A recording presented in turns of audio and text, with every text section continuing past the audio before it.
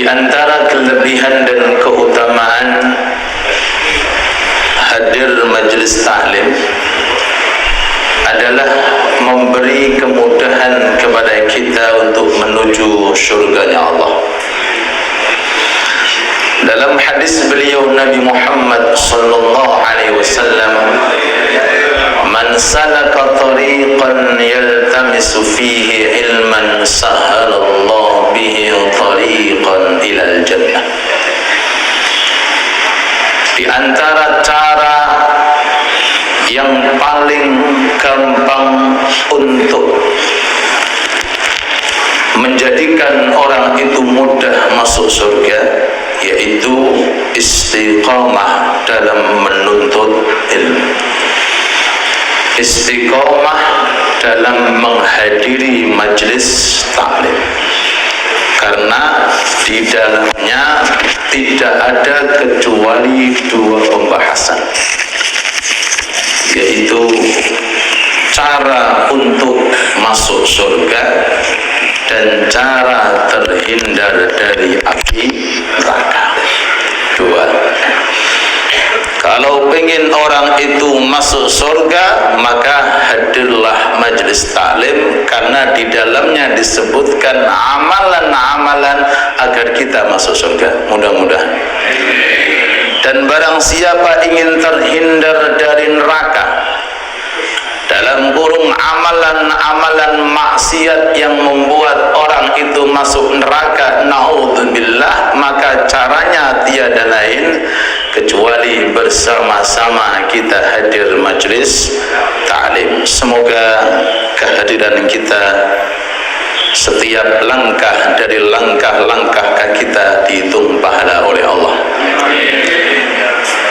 dihapus dosa-dosa kita, dan semoga apa yang sudah kita niatkan di majelis taklim semacam ini, semoga keluarga kita, khususnya anak-anak kita, mendapatkan sir dan barokah, sehingga kita pulang dari majelis taklim ini insyaallah mendapatkan pengampunan dari Allah, mendapatkan peningkatan derajat dari Allah, dan semoga tetap dalam kondisi umur yang panjang, sehat walafiat fi taatillah, dan kelak nanti saat Allah ingin memanggil kita, mudah-mudahan sirnya salawat, sirnya majelis taklim menyertai kita sehingga kita wafat dalam kondisi husnul khatimah. Amin ya rabbal alamin. Hadirin hadirat yang dirahmati Allah, di antara pintu yang tercepat bagi panjenengan naik pangkat di dunia, cepat masuk surga, adalah sabar ketika ujian dan cobaan. Sabar ketika mendapatkan ujian dan cobaan. Dan setiap manusia di dunia itu nggak akan pernah ada yang namanya lepas dari ujian dan cobaan. Trik bagaimana caranya menghadapi? Satu, bersabar. Nopo sabar. Karena kita sebagai manusia itu sudah dikemas oleh Allah, dibungkus oleh Allah, ditentukan di Lauhil Mahfuz. Sebelum manusia ada, sebelum manusia terwujudkan di dunia, itu garis-garis ketentuan qada dan takdir sudah ditulis dan sudah kering. Sudah ditulis dan sudah kering. Tulisan itu wis kering, napa saged dibungkus? Napa saged dibusek? Tidak bisa sudah. Rufi'atil aqlam wa jaffatis suhuf.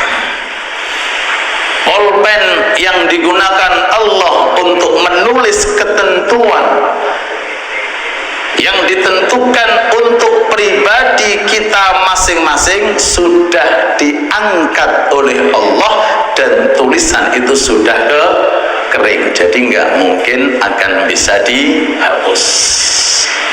Maka beruntung bagi orang yang dapat ujian dan sabar. Kenapa kok beruntung Ustaz orang dapat ujian? Ya, karena pahalanya nggak terhitung. Pahalanya apa? Nggak terhitung. Jenengan sholat ada batas pahalanya sekian. Jenengan haji pahalanya sampai sekian. Jenengan sedekah pahalanya sampai sekian. Bahkan hadir majelis taklim pahalanya sampai sekian. Tapi kalau pahala sabar tidak terbatas. Innama yuwaffas sabiruna ajrahum bighairi hisab. Innama yuwaffas sabiruna ajrahum. Allah memenuhi pahala orang yang bersabar bighairi hisab, tanpa hitungan. Tanpa apa? Bighairi hisabin, tanpa hitungan, tanpa batas. Sabar ketika datang apa? Ujian dan cobaan. Makanya kadang-kadang saya sangat senang ketika ada orang itu mengatakan wis wayahe, napa? Wis wayahe. Kopi ngguling dia wis wayahe. Ben jeblos wis wayahe. Duit hilang wis wayahe. Istri ngomel. Ini subhanallah, hikamnya hikam. Allahu akbar. Hikamnya hikam, hikmah di antara hikmah, kata-kata yang sering kita dengar dari orang-orang sepuh. Orang-orang tua mengatakan wis wayahe, gelas pecah ya wis wayahe, piring pecah wis wayahe, bojo ngomel ya kabeh wis wayahe. Enak kita menyikapi hidup sesaat ini, subhanallah. Kita doakan mudah-mudahan yang sakit dari kalangan majelis ta'lim aliyah mudah-mudahan diangkat penyakitnya oleh Allah. Termasuk ibu mertua saya, mudah-mudahan diberi tambahan sehat walafiat, diberi tambahan umur yang berkah manfaat, amin. Begitu pula Abah Sahuri yang biasa hadir dengan kita sekarang lagi sakit, mudah-mudahan diangkat penyakitnya oleh Allah, diberi cepat kesembuhan oleh Allah. Begitu pula yang sakit dari kalangan majelis ta'lim aliyah, khususnya umumnya setiap kaum muslimin mukminin dimanapun berada, amin ya rabbal alamin. Terus wis wis puniku ditulis gede ning ngene tembok jenengan wis wayahe. Kalau sudah saatnya mau apa, Bro? Kalau sudah saatnya mau apa? Al-Habib Muhammad bin Abdullah Al-Haddad. Habib Muhammad bin Abdullah Al-Haddad ini mertuanya Habib Umar bin Muhammad bin Salim bin Hafid. Mertua, guru sekaligus mertua. Habib Umar belajar dengan beliau di kota Bayudha, jauh dari kota Tarim Hadramaut, lalu diambil menantu sama beliau. Suatu ketika beliau datang ke rumah sakit atau dokter datang ke beliau untuk ngecek kesehatan. Ketika dicek, dokternya heran. Habib, ini penyakit sudah berapa hari? Kata Habibnya, pertanyaan Anda salah. Sudah berapa tahun? Bukan berapa hari, sudah berapa tahun? Berapa tahun Habib? 20 tahun. Kata dokternya, menurut medis 20 hari sudah meninggal dunia. Menurut medis ini biasanya penyakit 20 hari sudah tapi jenengan kok 20 tahun masih hidup. Resepnya nopo? Dijawab, ora susah. Apa? Tidak susah. Agane hati sing sering-sering susah biasanya gak dawa. Enjoy saja. Resepnya orang dulu buatan obat, walaupun itu ikhtiar, ridho, sabar. Sebab sesuatu yang sudah terjadi tidak mungkin akan dikembalikan kembali, sebab sudah ditentukan oleh Allah. Dokter mengatakan ini Habib Muhammad, ini biasanya rata-rata yang kami jumpai ini biasanya 20 hari sudah meninggal dunia. Jenengan kok sampai 20 tahun? Apa resepnya? Boten kok minum obat boten. Itu ikhtiar. Yang penting obat hati. Napa niku?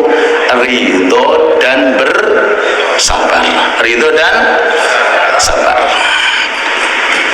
Sampai Imam Hasan Basri itu pernah melihat ada orang doa. Orang ini dalam doanya mengatakan, Allahumma ridho anni, ya Allah ridhoi diriku. Ketika Imam Hasan Basri ini mendengarkan orang tersebut berdoa supaya diridhoi oleh Allah, lalu didatangi. Kemudian Imam Hasan mengatakan, fulan, tahu ciri Allah Ta'ala ridho kepada kamu? Tahu enggak? Kata orangnya, saya tidak tahu Imam, bagaimana cirinya? Kata Imam Hasan Basri mengatakan, anta surra bin nikmah sururuka bin nikmah. Kalau kamu dapat ujian, senang seperti dapat nikmat. Angel ini. Rata-rata orang seneng kapan? Duit akeh, mobil apik, omah apik, awak sehat. Seneng apa mboten? Ketika jenengan lara untu, bisa nggak senangnya kayak gini? Lara untu, peteng kembung, meriang, flu. Kalau belum bisa jenengan kali kulo seneng dengan ujian dan cobaan seperti seneng panjenengan dengan nikmat, berarti belum dapat ridhonya Allah. Belum dapat apa? Ridhonya Allah. Ini dawuhnya Imam Hasan Basri, anta surra bin nikmati sururuka bin nikmah. Jikalau kamu diuji oleh Allah, apa saja ujian, senengmu ujian ini seperti senengmu dengan suatu nikmat. Jadi ucapannya innalillah wa alhamdulillah. Ucapannya bukan innalillah tapi alhamdulillah, subhanallah. Rata-rata orang mengatakan alhamdulillah saat dapat nikmat. Ini ada orang pilihan karena ahli ngaji, tahu di belakang ujian dan cobaan itu ada pahala, ganjaran dan surga. Dia tidak mengatakan innalillah, tapi mengatakan apa? Alhamdulillah. Saat ini alhamdulillah sebab sehat kabeh. Nek ya sakit ngomong napa? Ayo ngomong napa? Alhamdulillah. Mudah-mudahan yang sakit disembuhkan oleh Allah, yang sehat ditambahi sehatnya oleh Allah dan ditambahi istiqomah, amin ya rabbal alamin. Maka dari ini keterangan sahabat Umar bin Khattab radhiyallahu anhu punya 3 trik menghadapi ujian. Punya 3 trik menghadapi ujian dan cobaan. Sebelum saya sebutkan, orang salaf itu paling takut dengan nikmat, bukan takut dengan ujian. Orang salaf dulu itu Pak, sing ditakuti ketika pas datang nikmat. Takut istidraj. Takut apa? Bukan nikmat, tapi nakmah. ada nikmah, ada nakmah. Justru mereka lebih senang ketika dalam ujian dan cobaan. Karena itu syiarnya para pecinta Allah dan orang yang dicintai oleh Allah. Idza ahabballahu 'abdan ibtalah fa in sabara fajtabah wa in radiya fastafah. Ciri di dunia ini Allah ridha kepada seseorang ketika didatangkan ujian. Terus orang-orang salaf terlebih dahulu ketika kena flu, contoh, alhamdulillah syiarnya orang soleh. Syiarnya orang soleh. Ketika dapat ujian atau cobaan apa saja mengatakan inilah syiarnya orang-orang soleh. Lihat itu 124.000 nabi, 5 tok yang dipilih oleh Allah sebagai ulul azmi, orang yang gigih dan kokoh menghadapi ujian. Siapa? Nabi Nuh. Kedua, Nabi Ibrahim. Ketiga, Nabi Musa.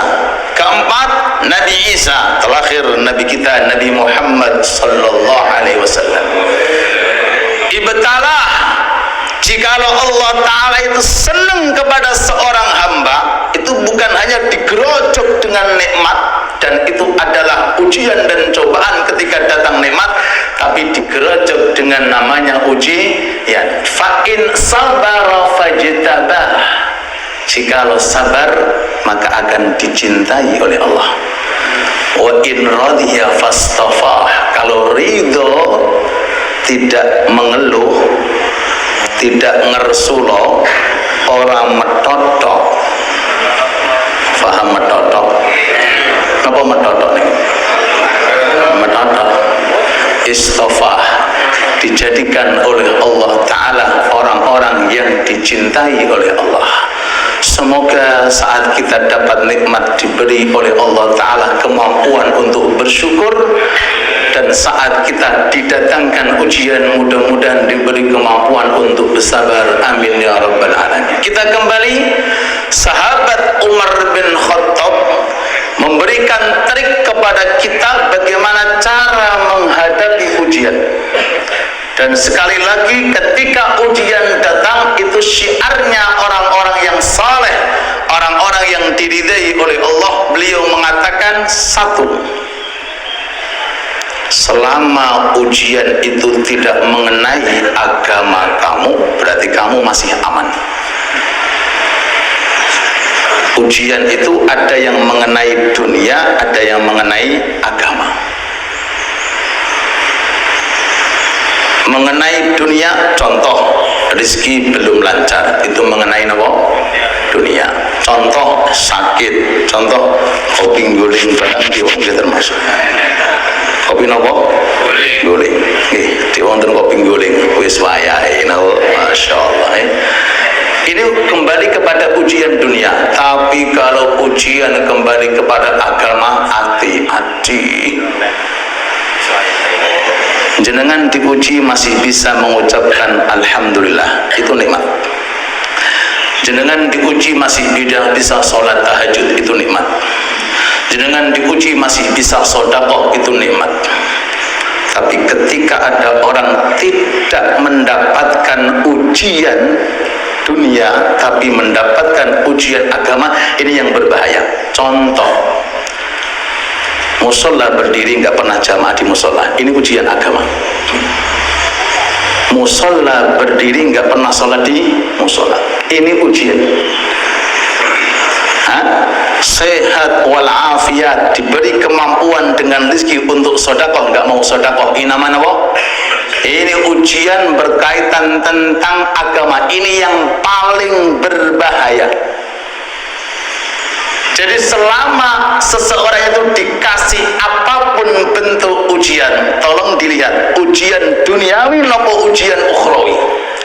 Kalau ujian duniawi gampang saja, itu hal yang terbiasa, karena ini cirinya para anbiya, para mursalin, orang soleh juga terlebih dahulu.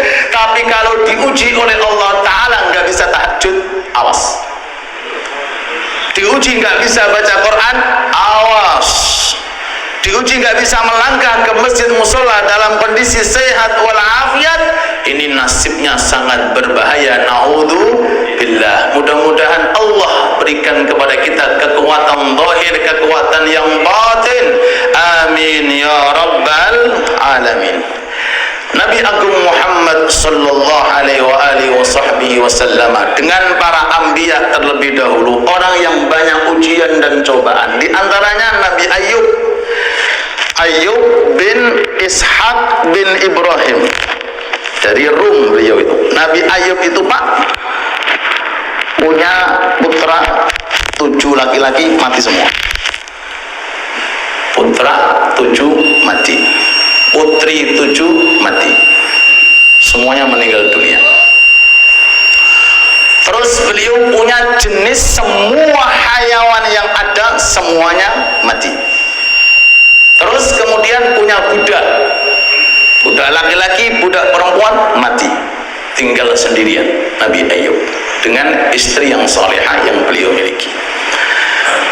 Isinya mengatakan, bapak, tolong minta sama Allah, tolong, kamu sudah penuh dengan ujian. Kata beliau, ibu, kenikmatan yang sudah saya rasakan dengan Anda itu berapa tahun dibanding ujian? Berapa? Pak, kalau nikmat sudah 80 tahun, ujian baru 12. Lebih banyak mana? Nikmat. Kalau dijawab ini 80 tahun kita dalam kondisi nikmat, baru 12 tahun. Barunya berapa? 12 tahun. Berarti masih banyak nikmatnya daripada ujian. Ini trik yang paling gampang. Dengan kali kalau saulan sehat, lor utus dino lo metotok.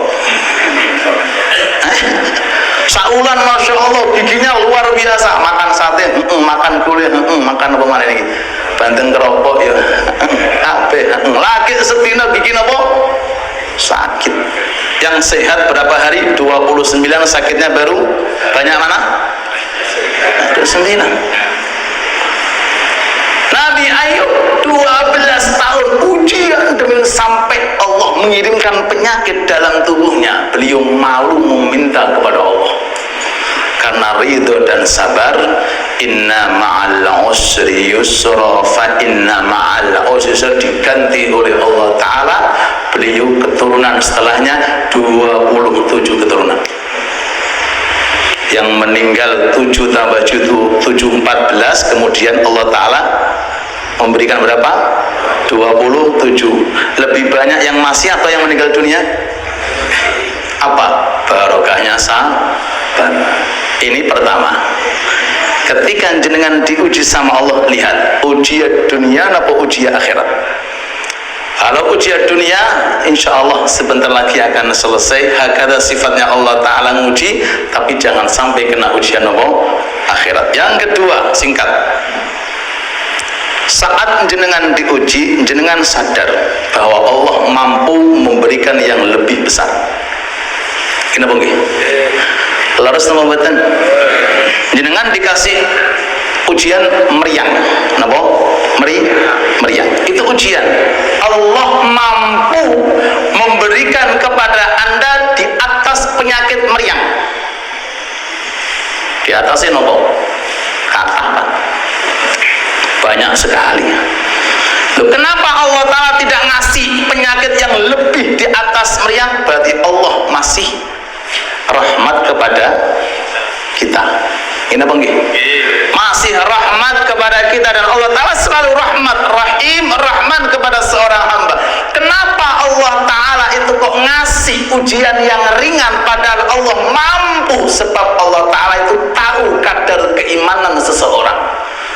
Dokter itu kalau ngasih obat dipukul rata atau beda-beda? Beda-beda. Iki meriang, iki flu, iki batuk-batuk, iki. Masuk kabeh dikasih Panadol, Pak? Enggak. Dokter saja dia tahu begitu pula Allah Subhanahu. Tapi kalau kelas orang-orang yang lebih dekat kepada Allah, lebih istiqomah, lebih mengenal Allah, oh biasanya ujiannya gede. Jenengan pengen ujian cilik apa gede? Mudah-mudahan diselamatkan sama Allah. Kalau ujiannya cilik ya paling ya apa ya pahalanya ya paling gorengan apa. Tapi kalau ujiannya gede, oh pahalanya gede. Inna idhamil jaza ma'idhamil bala. Pahala besarnya, beratnya, timbangan menyesuaikan dengan ujian dan cobaan. Kalau ujiannya besar berarti pahalanya besar dan kedudukannya juga tinggi di hadapan oleh Allah. Kalau gitu berarti kita minta ujian. Ojo nantang pangeran. Cuma-cuma macam kita ini Pak. Gusti, delok aku uji dulu. Napa niku Rabbana wala tuhammilna ma la taqata lana. Imam Syafi'i alaihi rahmatullah. Imam Syafi'i, alimnya orang alim, taatnya orang taat, di akhir hidupnya diuji oleh Allah Ta'ala dengan penyakit bawasir. Jadi kalau kemana-mana bawa kursi, tengahnya dilubangi untuk aliran darah. Ngaji Imam Syafi'i jenengan lagi ngeluh sithik lagi prai ngeluh sithik prai. Imam Syafi'i, imamnya imam, taatnya orang taat, pemimpinnya mazhab Syafi'iyah, di akhir hidupnya Allah Ta'ala datangkan ujian. Kalau belajar itu pakai kursi, tengahnya dilubangi. Untuk apa dilubangi? Supaya darah tidak mengotori majelis taklim. Lalu mengatakan, Gusti, kalau memang ini membuat Anda ridho kepada saya, tambahi Gusti. Oh, jenengan nggih ngoten apa mboten? Oh Gusti, tolong Gusti jangan sembuhkan cepat Gusti. Itu kita, karena kondisi iman kita. Oleh gurunya Imam Malik mengatakan, hey Syafi'i, jangan ngomong kayak gitu, jangan ngomong kayak gitu. Kamu dengan saya bukan sekelas para nabi, bukan sekelas para sahabat. Kita perbanyak doa, Rabbana wala tuhammilna ma la taqata lana bih. Yang terakhir, waktu sudah masuk isyraqnya, sebentar lagi isyraq. Yang terakhir, setiap pujian pasti dapat pahala. Jenengan nek taat belum tentu dapat pahala, karena taatnya harus diterima oleh Allah. Tapi nek ujian mesti dapat apa? Pahala kalau disabari. Dan tujuan kita di dunia pengen golek pahala napa golek dosa? Golek pahala. Allah Ta'ala datangkan dengan cara cuma-cuma, tidak capek, tidak letih, hanya sabar menghadapi ujian dan cobaan, digerojok oleh Allah Ta'ala pahala bi ghairi hisab, tanpa ada hitungan. Semoga dengan 3 perkara ini: 1, menghadapi ujian dan cobaan; 1, selama ujian itu tidak mengenai kepada agama kita, insya Allah kita masih orang yang beruntung. Yang kedua, Allah mampu mendatangkan ujian di atas ujian kita, berarti selama itu kita masih mendapatkan banyak rahmat dari Allah.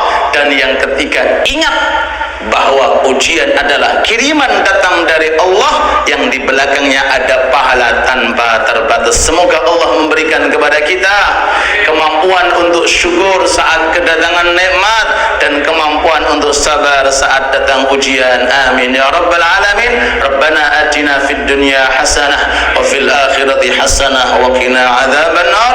Kita doakan semoga para pengurus diberi oleh Allah Ta'ala tambahan sehat wal afiat, para pengurus takmir juga diberi ketambahan sehat wal afiat, dan kita semuanya beserta anak kita semuanya mudah-mudahan tambah hari tambah sehat wal afiat. Yang sakit kita doakan mudah-mudahan diangkat penyakitnya oleh Allah dan diberi tambahan umur yang berkah. Amin ya rabbal alamin. Sallallahu ala sayyidina Muhammad wa alihi wa sahbihi wa sallam. Walhamdulillahi rabbil alamin. Bisirril Fatihah.